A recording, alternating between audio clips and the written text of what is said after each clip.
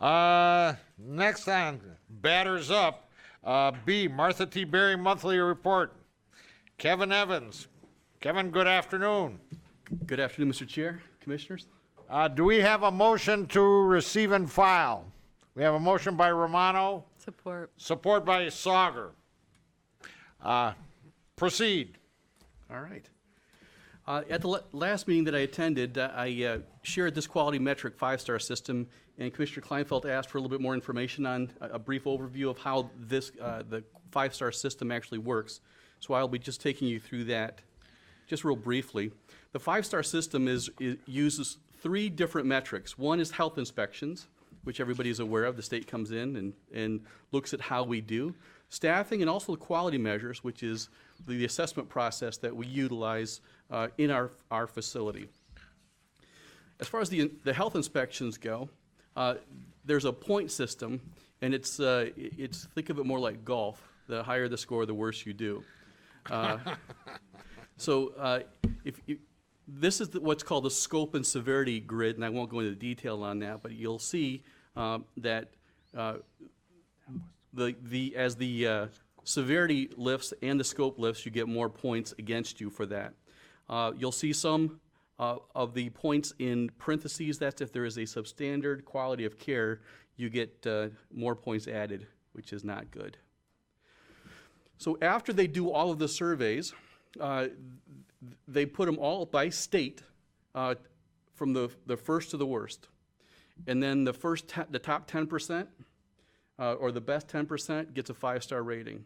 The bottom 20% receives a 1-star rating. So they believe that you should have more bad facilities than good. It's just how they do that. And then the rest get put in the middle.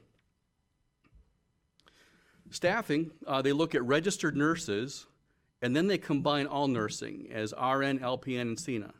Now they look at CNA separately, but they don't count it in your staffing rating by itself. They look at registered nurses and all nursing, and they adjust it based on resource utilization groups, or RUGS groups. About 20 years ago, they did a time study of all the different kinds of care that's provided, and they say this is the type of resources that we expect you to use for this illness. And then they apply that multiplier to your staffing levels. They apply the same value to the RN that they do to all staffing. So RN actually kind of is looked at twice inside your staffing rating. Now for us, if you take a look at this grid here,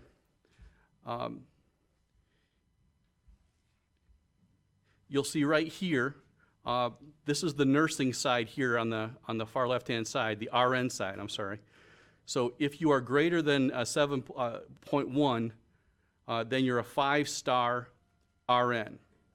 If your overall staffing is better than a 4.4, then you can have a 5-star. But the only way you can get 5-star staffing as an overall is if you have both in the 5-star section. So right now we're adjusted. Our RNs are at a 0.5, which puts us at a 3-star. But our overall ranking is 5.44, which is way higher than the 5-star ranking. So we have a lot more LPNs and CNAs than most people do. Quality measures are sent quarterly to CMS, and there are 24 different quality measures, and of those, they take 13 of those out. So things like ability to move, to be independent, pressure sores, catheters, and more. So they look at those 10 long stay measures and 3 short stay measures, and that gives the quality measure a 5-star. With that in mind, they do the same thing. After they put all the quality measures in place, they take the top 10% and give them a 5-star. They take the bottom 20% and give them a 1-star, and then they portion it out in between.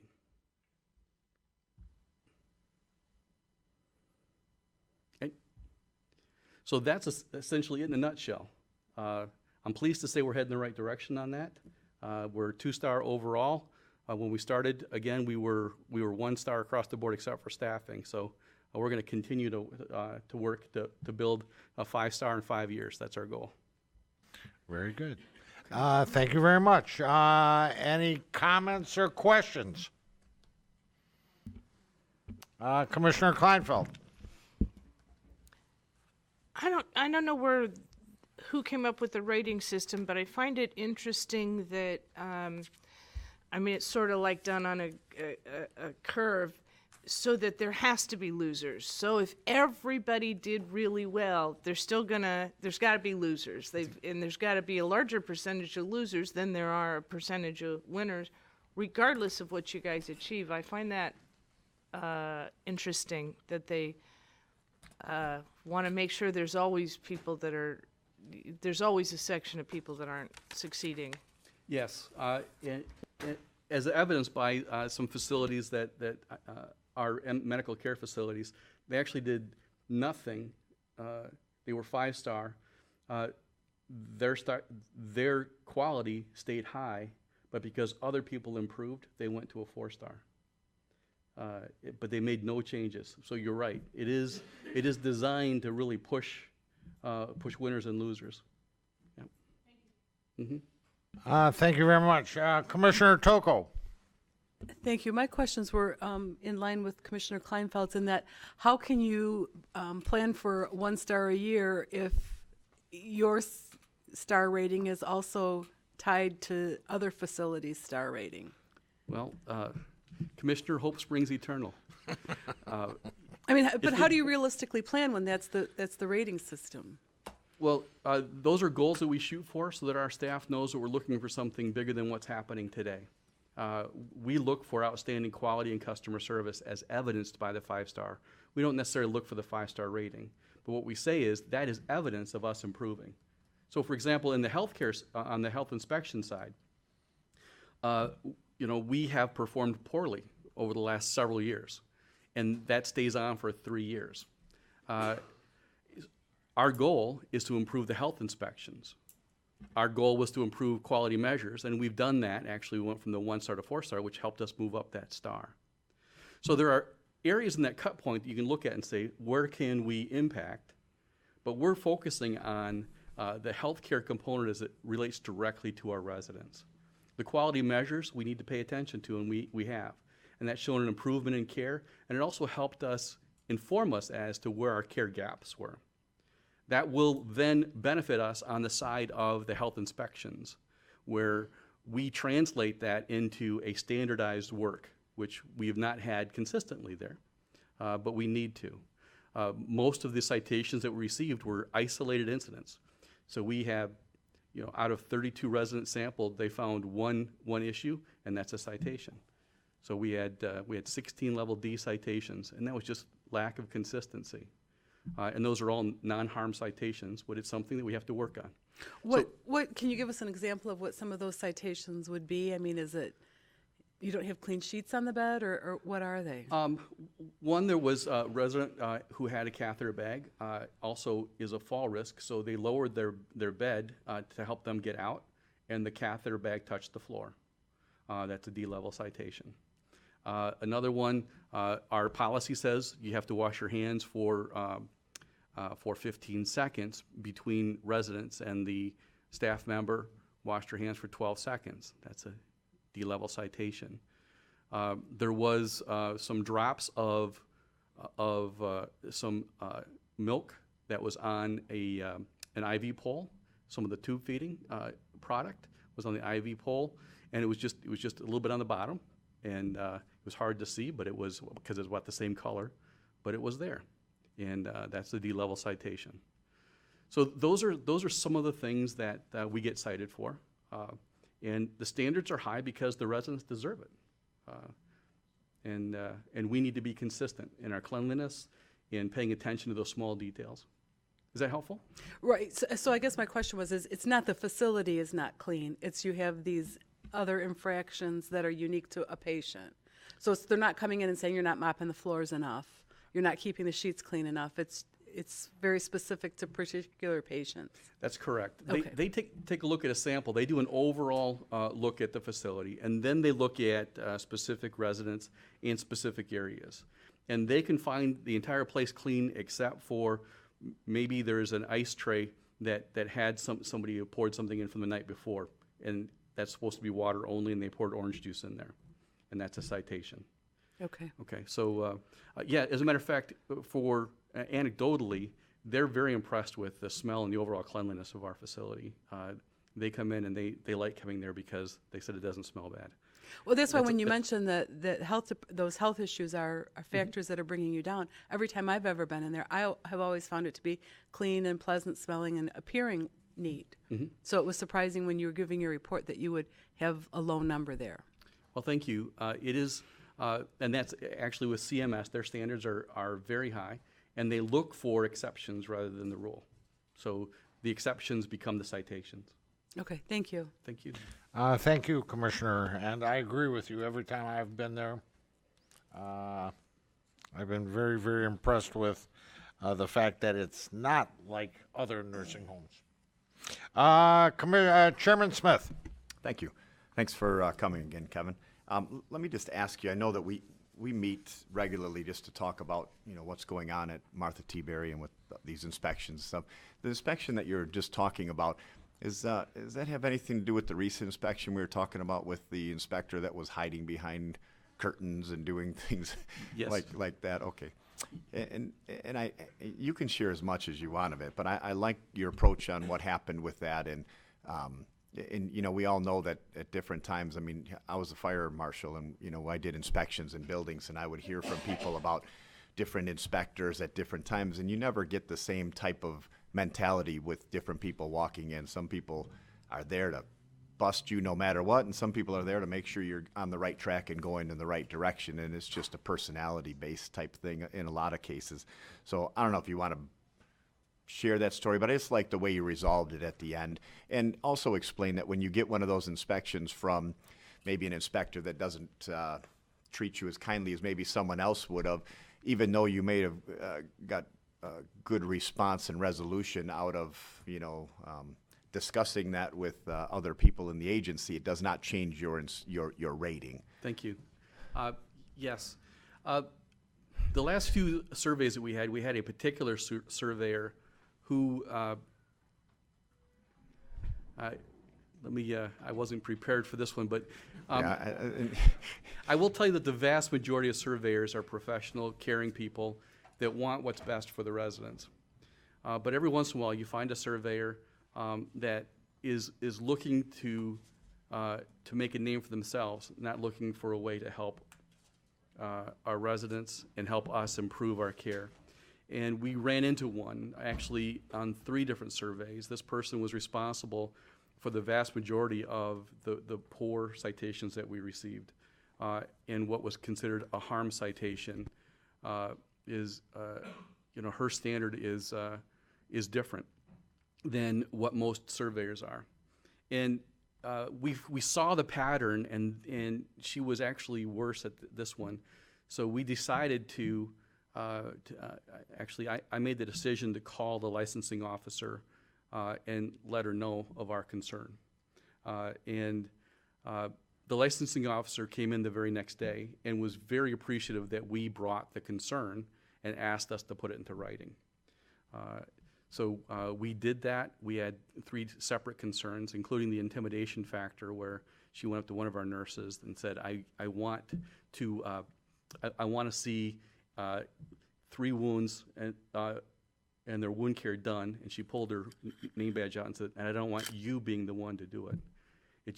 It traumatized my nurse, who's been a nurse for 15 years. She just came downstairs crying. So we had to step into that, and it's always a risk when you do that. But here's something else that's important to know. It doesn't matter if she was being truthful or not. Once it's written as a citation, it is as if it was true. Even if, and we're not allowed to, when we do a dispute resolution, we have to bring additional evidence. We can't dispute what statements she made in terms of what she quoted or misquoted. So it's, in that respect, when you have somebody that is that unbalanced, we're really put at odds on that. So the good news is that the licensing officer realized that, and the majority of the citations that were received on this last one were from this individual. And the licensing officer really does not have the ability to say, no, you're not telling the truth on that. She has to trust her surveyors when they come in. So the citations held, and then, but what she did do was send somebody in that did not have any background with Martha T. Berry. We had 7 binders, about 7 4-inch binders that had all evidence of compliance. The person came in and cleared all citations in one day for us. So, which is unusual, but it was. And then the licensing officer came in on the revisit too for that, which is also unusual. And she and I spoke for almost 90 minutes about what had happened during that survey, and that she appreciated that I put it in writing, and that she sent somebody that didn't have any background with us. So we got a fair shake, and we were cleared without issue, without question. So it shows that the system can work, and that person, I don't know what's happening with that person. I just hope I don't see her again. Thanks, Kevin. I just wanted to give you a little chance to explain that, because you kind of got into it with the unfairness in the whole scoring system, that it's basically you could have a great score, but if you're the low end of the great score, you're still going to look bad. And this is another example of how how it couldn't go against you without really being completely your fault. So I just wanted to let you get that story out, because I think it's kind of important. Well, thank you, Mr. Chair. I appreciate that. I do want you to know that I own every citation, even if it is not, even if it's not earned, because it represents our county and it represents our residents and our staff. So I do take it very seriously. So, we will fix those things, and we have, and we'll continue to do that. We'll continue to get better. So. And it shows. Thank you very much. I agree, Commissioner Tocco. Any other comments or questions? Commissioner Sauger. I just got one question. What's the population over there now at your? We're up this year so far, which is good. We were down as low as 183, but we're now, we hit 198 for a few days last week. We're right around 194 right now. So yeah, it's better. It's actually far better than the national average, and far better than the state average still as well, even though it's still down from where we want it to be. Right. Yep. All right, very good. Will you take care of Kathy Tocco when she comes over there? Yeah. No, he will ensure that. Oh my goodness.